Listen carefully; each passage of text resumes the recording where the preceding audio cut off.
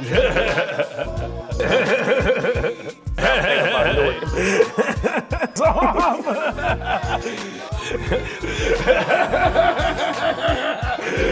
you remember that time we were all at that New Year's Eve party at my apartment and I gave everyone pot brownies and you had that really bad experience? Yeah, that really freaked me out.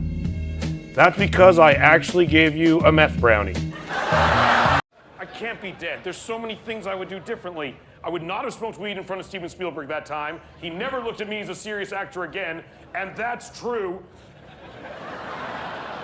I would have taken the lead role in Ted, not the bear, Ted, but the human friend of the bear. You mean John? I don't think that's it.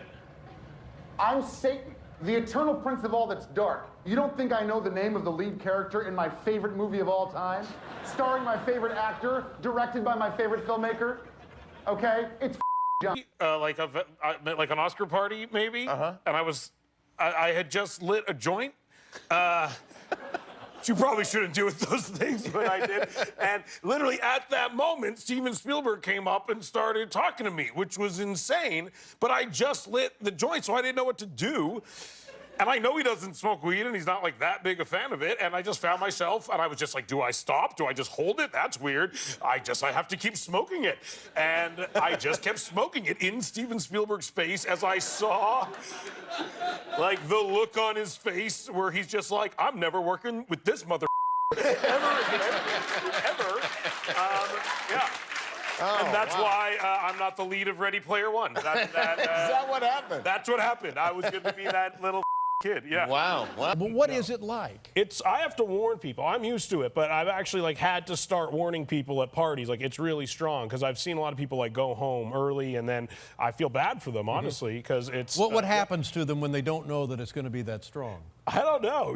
They kind of just stop talking, and I assume they are thrust in a deep mental conundrum, and some people just lock themselves in the bathroom. I don't know what they're doing in there, honestly. But it could be frightening because you feel like, oh no, I'm no longer in control of my faculties. And they think it might never end. Yeah. Which I'm looking for. Again, that's like. Well, but now. So now, let's just say for recreational purposes, yes. We go into the weed store. Yeah. Hi, I'm Dave. This is my friend Seth. We'd like a joint. And you would say, like, I'd like a double or whatever you say. You make it a double. Make it a double. Exactly, yeah. And then would you smoke the entire joint while you were there? They don't let you smoke it there. You got to take it home. Oh, so you go out in the parking lot? No, they don't like that either. They kind of want you to. Well, where do you go smoke the damn thing? At your home. You go to your home. Okay, you take it home. Yeah. You sit down. Yeah. And then you light up the joint. You smoke the whole thing right there. Sometimes it depends on how many video games I'm about to play. Now you can actually play video games with that kind of fog in your brain. I think my generation is very accustomed to being stoned and playing video games. Secret Life of Food, it's horrifying because you eat it. And yeah, to us, that was a brilliant movie idea. They're eating children! Fucking children! I want to go to a bar with you because that will be a nightmare for me. But what I will do is go back to one of your apartments and I'll smoke weed with all of you. Oh, that's nice. Yeah. And so I went back to one of their small, terrible apartments. And I was like, where's the weed? And they were like, we don't have any. And I was like, guys, like, if there was ever a time to not have no weed, it's now. Yeah. And one of them just ran out and went God knows where and came back within 5 minutes, out of breath, with a giant bag of weed. Really? Yeah, and I rolled a giant cross joint because that's like my gimmick, I guess, if I was to have one.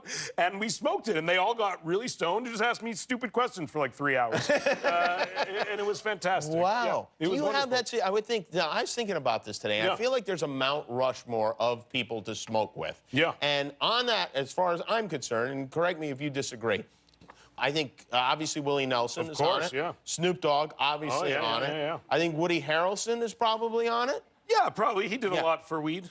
Yeah. And I think He'd be an easy head to carve at a rock as well. I feel like you have bumped Cheech and Chong off of the Mount Rushmore. Wow, that's nice. In a Thank way. you. Because they don't seem so involved in that anymore. No.